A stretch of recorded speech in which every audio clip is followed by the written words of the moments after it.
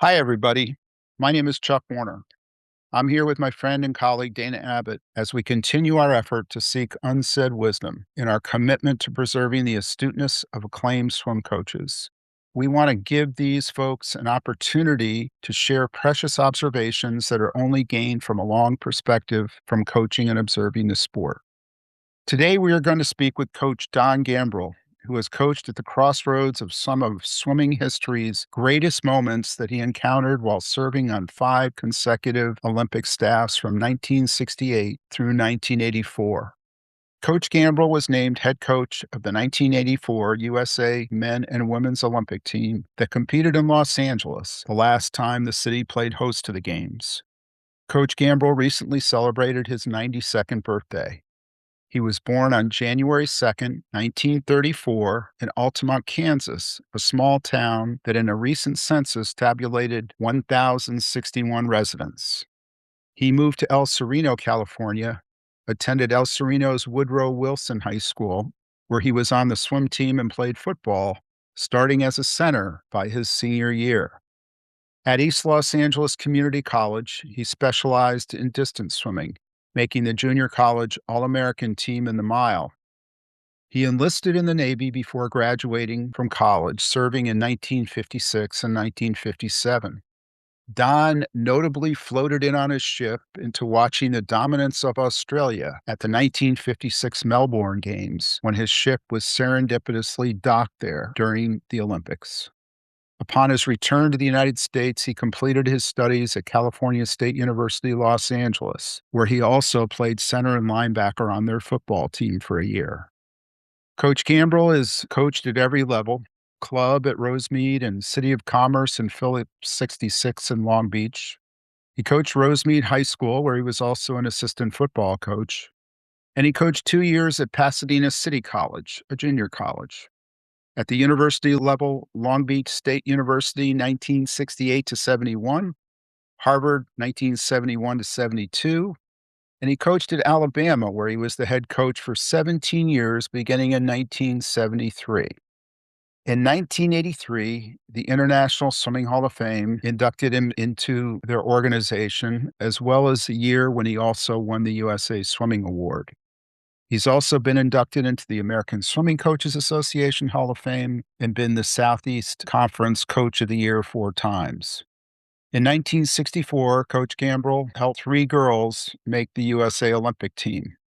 Subsequently, he was named assistant coach in 1968, 72, 76 for the boycotted games in 1980, and in 1984 became head coach for the team in Los Angeles. In 1990, Coach moved into athletic administration at the University of Alabama, overseeing Olympic sports through 1998. In 2001, the University of Alabama Aquatic Center was renamed the Don Gambril Olympic Pool.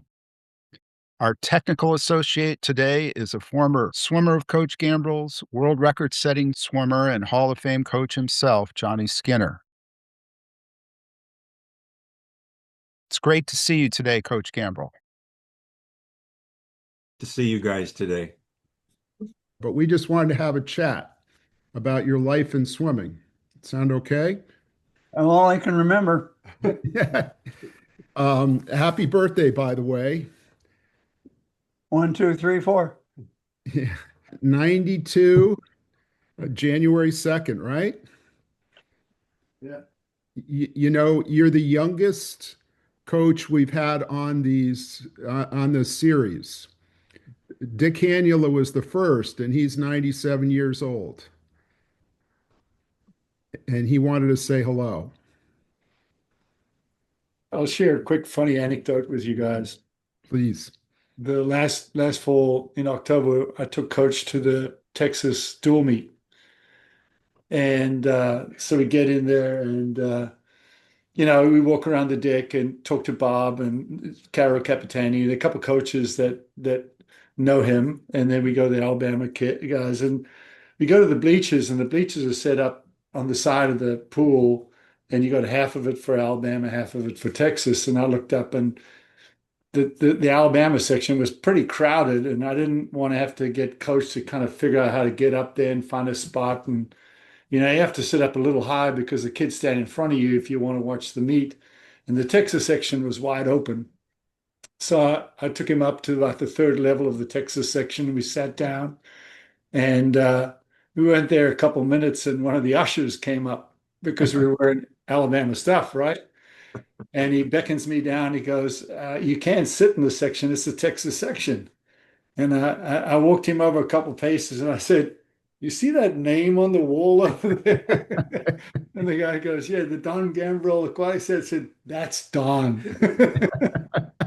Don wants to sit over there.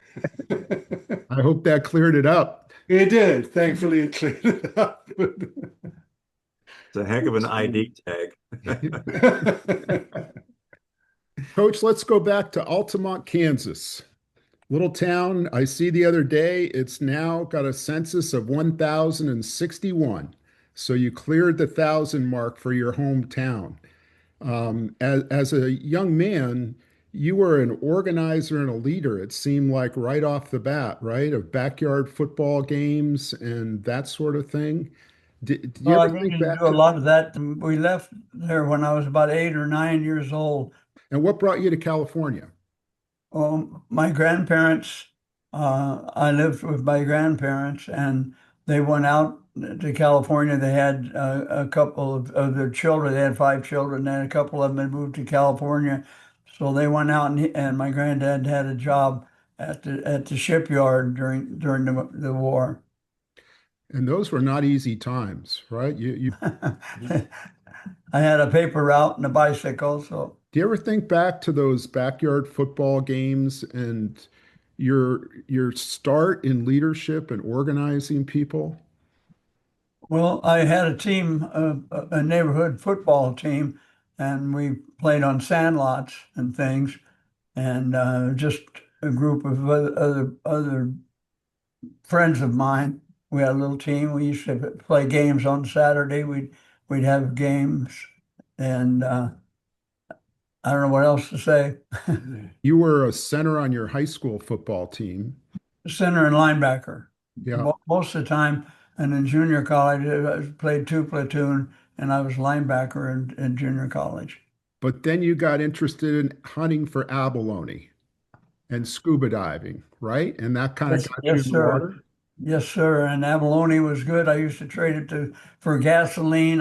We traded to the butcher for groceries. My grandparents traded. They'd take me down diving, and we'd come back and splurge with the abalone. Wow.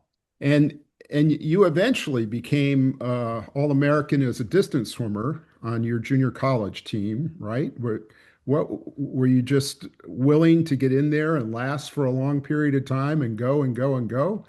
Well, one thing I never had was speed, so I had to have much choice. I did swim some backstroke, but distance swimming, because I'd had a 15-mile paper route for several years.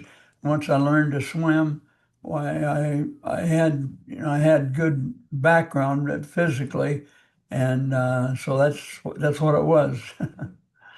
But I read someplace where you felt the best conditioning you ever got in your life was the training you got with the U.S. Navy swim team. Can you tell us a little bit about that? What was that like? Well, it really was the only coach that I ever swam with very much at all, and he really had a great program. We had it was more of an armed forces than Navy, or had various armed other soldiers and Marines and things. We had a team together to train.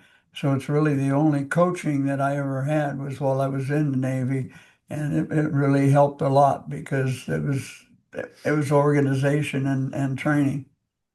A little dry land, but not much. We did some with pulleys tied to the wall, and also, of course, a lot of abdominal work, setups and abdominal work. Well, it really was. It was tremendous. I knew one of the swimmers on the Olympic team, so I had a chance to go with him to train different training sessions, and really was a real experience to, to have that type of a contact of somebody. And my time on from the ship, I just had to be back every night and could leave after the next morning, but I had to report back each day. But I spent a lot of time and was taken into the village and actually even ate at the training table because of friends I had on the team. Well, I think anybody would always want to be a part of an Olympic team if you had an opportunity, but I got married when I was 18 years old, or well, I was 19 by about 2 months, and both my wife and I, and so I was off on a different world at that time. And did that whole experience that you were talking with Dana about with training with the naval group and distance swimming and not having speed, did that help you create your initial coaching approach with Patty Coretto and the girls you had that were so successful when you first started out? Well, I don't know. I started with coaching. I was coaching football, high school football at the same time, but I got a group of young swimmers, and several of them, two or three of them, ended up making Olympic team swimmers that I started with initially. Sandy Need and Patty Coretto, Jeannie, and I just really it became part of my life. Well, can you imagine somebody like Patty Coretto was about 5'1", maybe? I know she didn't weigh over 100 pounds, and Mm. she broke the world record at 13 years of age Wow. in the 1500-meter freestyle. And then she went on to break it numerous times. Uh, I don't know, other than the fact that uh, I tried to, with the different swimmers, tried to realize what differences they had and something I could do that would prod them along on their. Was Jonty Skinner easy to coach? Oh yes, yes he was, and Johnny was really a unbelievable talent when he was in the program, and he just to have a swimmer like that show up on your team, it makes you a great coach. So you had three girls on the 1964 team, and then by 1968, you're now the head coach at Long Beach State. You've got the Phillips 66 team that won three men's national championships, 68, 69, and 70. Um, and you're named a head, or you named one of the coaches for the Mexico City Olympic team. That must have been quite a thrill. It was really and well, you can imagine, you don't have to imagine, you can just tell that to have a chance to work with an Olympic team is really a privilege. Yeah. And in 1972, you're an assistant coach again. You're about 38 years old, and a couple things happened that I hope we can talk in some depth about, which is I think you were coaching the distance swimmers for men, weren't you? Rick DeMont, Mike Burton, was that your group? Yes, I had the distance swimmers. And Rick won the 400-meter freestyle, and then a few minutes before the finals of the 1500 freestyle, he was told that he couldn't swim, that he was disqualified because of an asthma medication. What do you say as a coach in that experience? What do you remember the conversation with Rick Demont and how that went? No, I really can't, and I don't want to remember. It was terrible. Actually, he stood right beside me during the race, and he lived the race even though he couldn't swim it, and it just was terrible. Well, something about that got him to be cheering for Mike Burton right there at the end. And Mike Burton, of course, came back and won that race. That's pretty special for a 16-year-old boy to be back there with you and on the pool deck and cheering for his teammate. Yes, it was, and it was heartbreaking. It was well, I don't think anybody could even imagine what it was like. in 1968 at those Olympics, Mark Spitz had apparently said something about how he might win 6 gold medals in Mexico City. He was a senior in high school. He fell far short. He won 2 relay golds, a silver and a bronze medal. And then between 68 and 72, you got to know Mark really well. And I know as a young coach that there was a lot of talk that Mark Spitz was going to go to Long Beach State University and swim for you. Yes, I was. I was pretty sure he was going to, and he took a trip to South America with two or three other swimmers and they happened to be from Indiana, and coming back from that trip, they were in Florida, and Councilman was down training in Florida at that time, and got a hold of him and talked him out of Long Beach. It was really a tough one to lose that guy. I'll bet. And I understand you were playing golf with his dad a little bit in those years.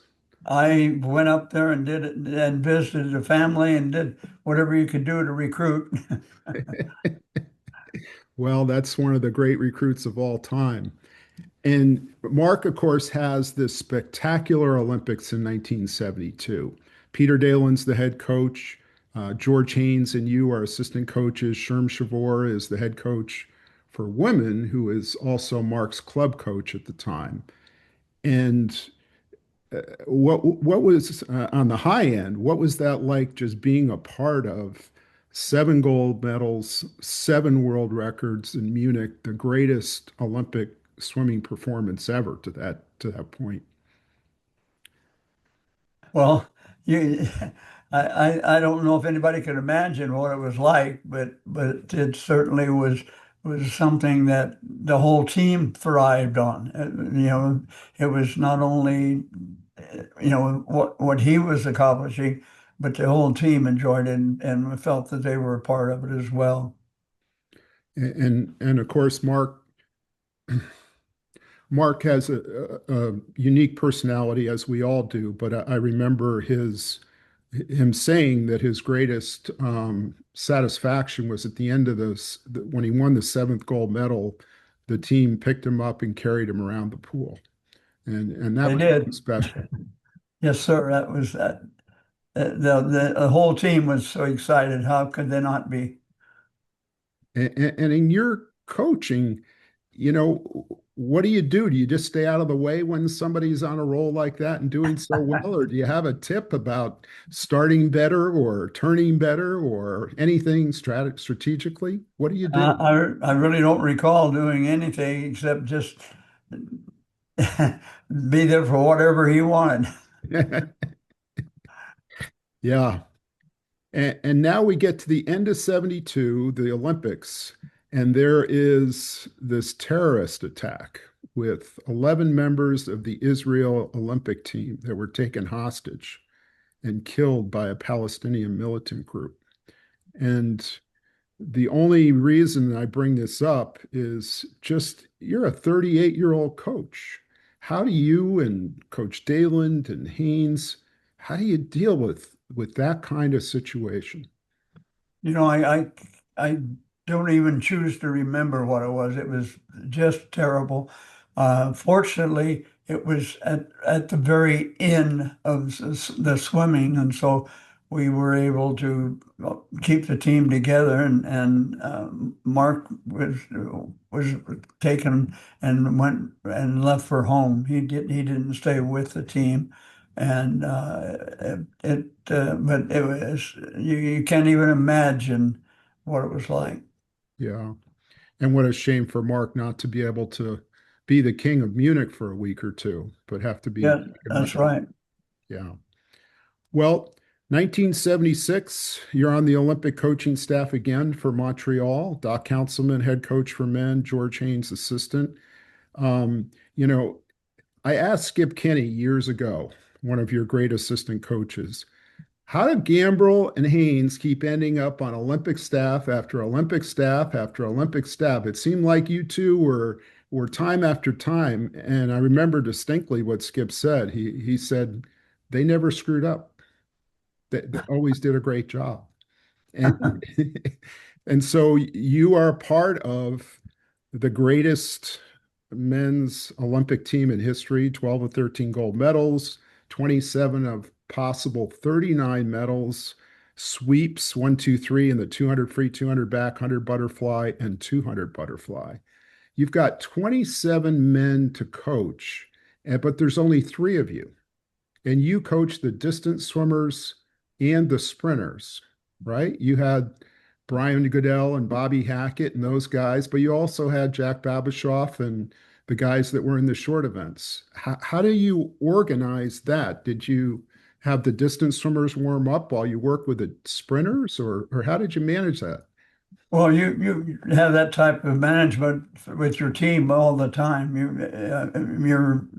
You just have to adjust each swimmer to what you want from him during the training period, and it's just a matter of organizing each day, and I don't really recall any real problem ever having with any particular swimmer on Olympic team. They're there and they're they want to compete and they want to win, and it's actually a pretty easy job when you got that type of material to work with.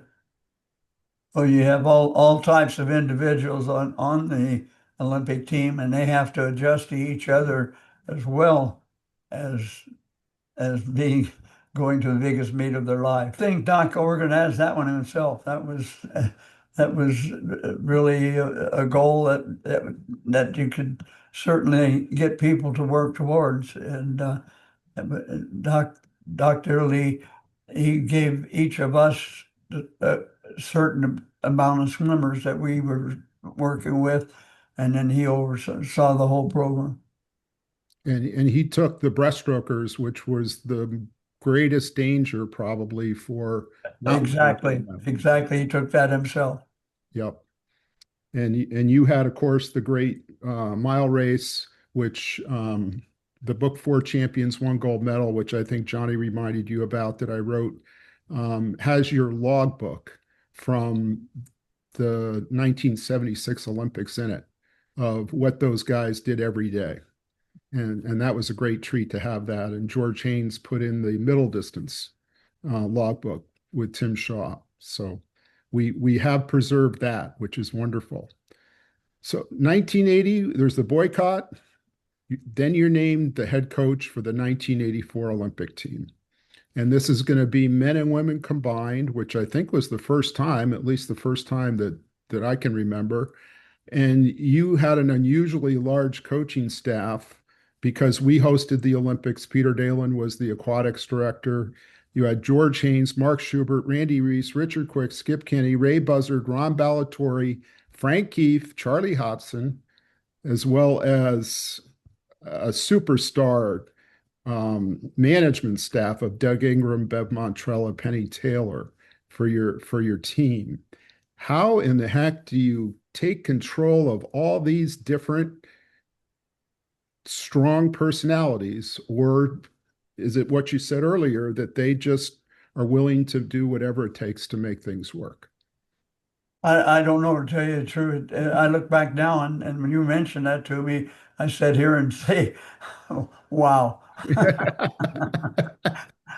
But I never had a single incident with any of them, and they each had their the ones that we assigned to each one of them, and never any problem whatsoever. Not a single argument the entire time. Yes, they each had their lanes, and their group is almost like each had their own team, and then you piece it together. What role did you take? You selected relays, right? The order of the relays, and one of the most famous and thrilling relays in history, the 800 freestyle relay for men, where you had Mike Heath that was the fastest American, but you put Mike Heath first, and you put Bruce Hayes last, and the great West German swimmer Michael Gross was there, that he was dominating those games. Do you recall the decision about that relay order? And Why you put it together that way? Well, I wanted to have the anchor man have a strong finish, and he never took a race out fast. He split it very evenly, which really, when they had the team set him up and put him in position where he could swim his own race, and it worked just perfectly. Michael Gross was actually out front going into that last 50 or so, and then Bruce Hayes came back and, Who is a negative splitter? yep, and a great kicker, right? Yeah. Great kicker at the end. Yes. Yeah, that was a thrill. The freeways had speed control, and I don't know if they actually stopped it at all, but the swimming took place almost in the middle of downtown LA. It was real, but it certainly was never a problem to us because we were right practically on the pool where we're staying. Yeah, and we're going back to Los Angeles, of course, in 2028. First time since you were the head coach.